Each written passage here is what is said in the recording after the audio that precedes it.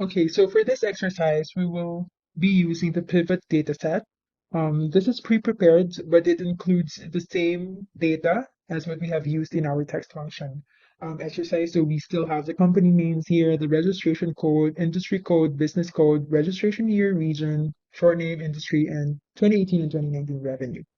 All right, so before you start creating your pivot table, always make sure that um, all your columns here have headers or have names here. So to start off, you will click Insert and then Pivot Table. This box will appear. First, you have to select the range or the source of your pivot table. In this case, this is our data source, right? So to know which cells are included in your data source, that would be all the cells inside the dashed green box. In this case, that starts from A7 to J21. Okay, let's just try to see. That's until J21 from A7. Okay, and then we have to choose where you want the pivot table to be placed. It's either you can create a new worksheet or you can also create an existing worksheet. If you choose existing worksheet, you have to select where to place from these existing worksheets. So in this case, let's say I want to put the table here. Let's say I want it here in M6.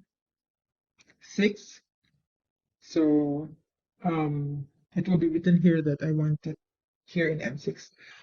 But for the purpose of this exercise, I will create a new sheet. So I'll create new worksheet and then I'll click OK. What happens is Excel would create a new worksheet for me where there is a pivot table here and the fields of the table is here. These are the columns that we have in our original data source, right? So this is the reason why we need to have all columns to be named because it will be placed here. And these are the fields that you will drag and drop in your boxes here to play around your pivot table. Okay. Just to summarize, we have learned important data processing tools in this lesson. We have learned how to use logical functions, text functions, search functions, and we have learned how to manipulate data using pivot tables. Thank you and see you next lesson.